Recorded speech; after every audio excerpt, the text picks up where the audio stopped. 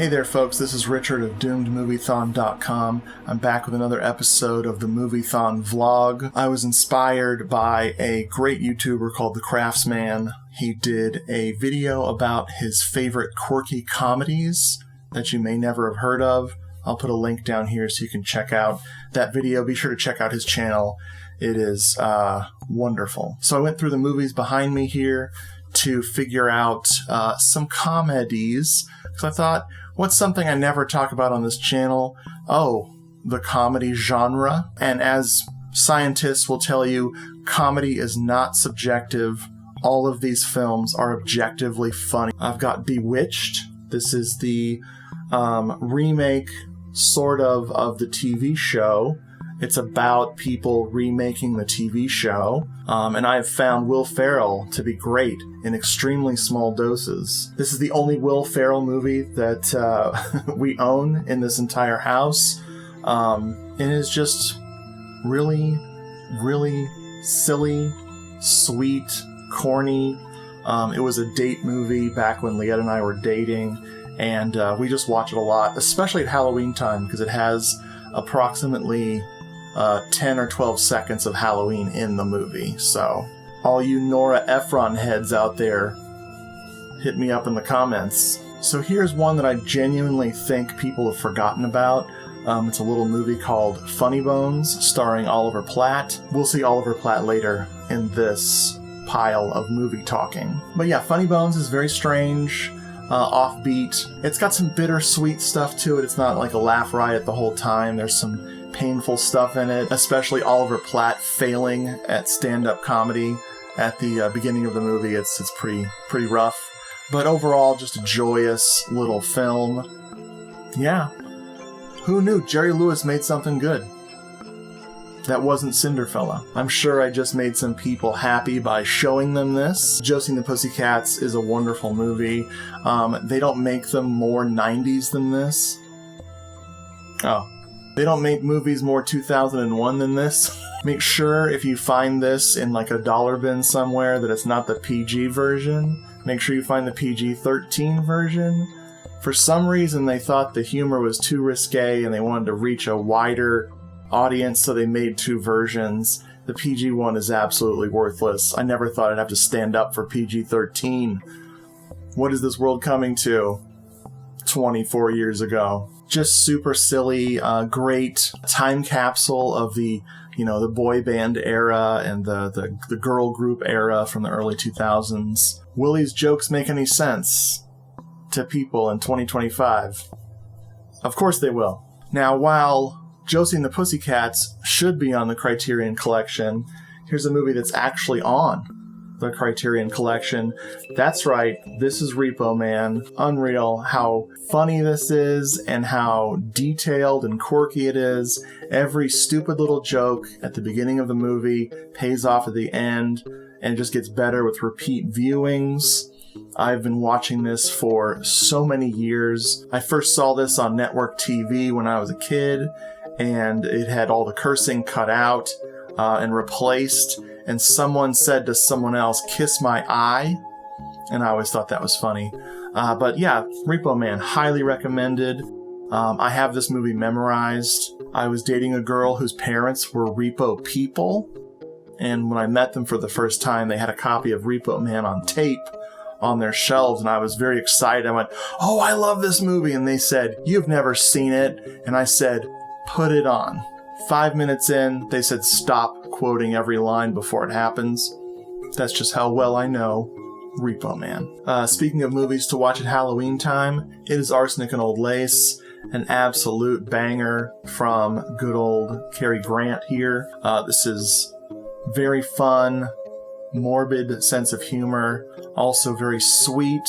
Dialogue is just unparalleled, quick-witted, fast-moving insanity. And a 2-hour movie flies by. Trust me, you need to see this. A movie I caught on cable but had forgotten about that my wife was a fan of, so we revisited it together. And it's Mixed Nuts. Mixed Nuts. This is a Christmas comedy with good old Steve Martin.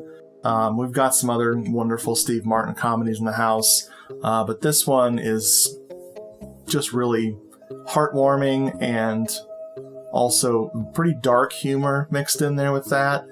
And yeah, this came out when I graduated from high school. Speaking of movies I watched on cable every time they were on, and I could not turn them off when they started. Earth Girls Are Easy. Oh my god. This is just such a joy.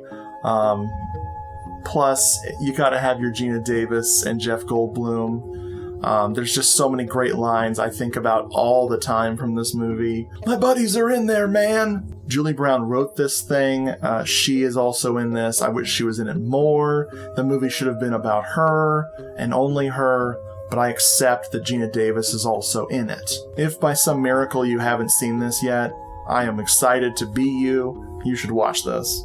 Speaking of movies my wife introduced me to, and shout out to my pal Brad of Hello, This is the Doomed Show fame.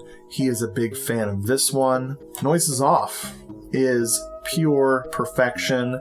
It is a layered comedy of just wild slapstick and smarts. It just gets better every viewing. I don't want to go into the whole plot because I haven't gone into the plot on any of these, but this is one of those movies where it's just structured so that you're seeing the same thing over and over again, but from different angles, different perspectives, and it keeps getting crazier and crazier. And just when you think, this is it, it's over, this can't get any crazier, it does it again and gets even more insane. So watch Noises Off. It's brilliant.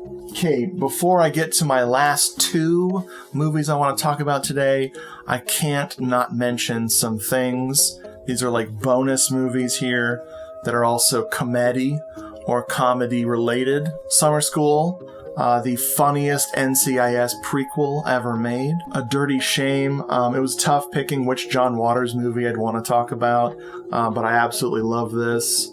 It's a shame, a dirty shame, that this was the movie that pissed him off.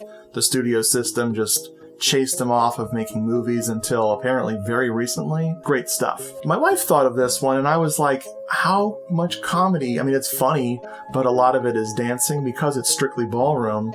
It's about this of dancing, but this is a absolute joy. Australians are funny. They don't make them like this anymore, folks. Top Secret, starring good old Val Kilmer. This is one of those kind of like Nuff Said type of deals. You just say, Top Secret, and that's all you need to say. Masterpiece.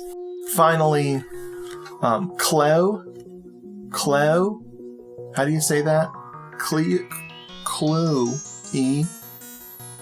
Cluedo. Another masterpiece. Just wonderful comic timing. It even inspired a pretty good stage version that we saw. I had a good time watching that with my wife. It was good stuff. Hard to beat this brilliance. This is not my favorite film by this director, but it is the best of his that I own.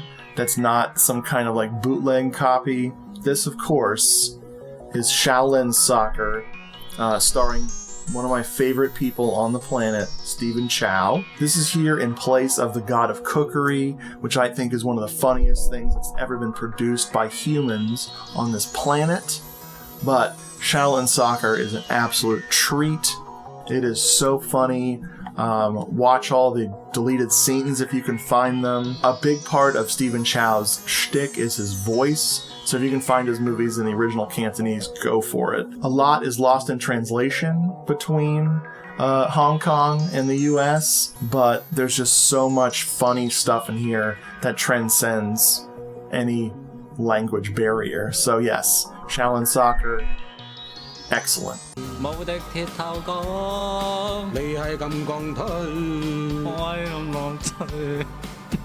I promised you more Oliver Platt, and here it is. This is one of my favorite comedies. More people need to see this. This is just so funny. Very much a take on the Marx Brothers, and just zany as hell. Glorious stuff. I need more people to see this. This is important. You gotta see this movie. Whew! Man. I hope you guys enjoyed this divergent little video from my normal horror cult and giallo talking. I have another episode planned of a unexpected genre that you might not think I'd talk about, but it's going to happen. Thanks for watching, and thanks to the Crafsman for inspiring this video. Like I said, go check out his channel. Bye.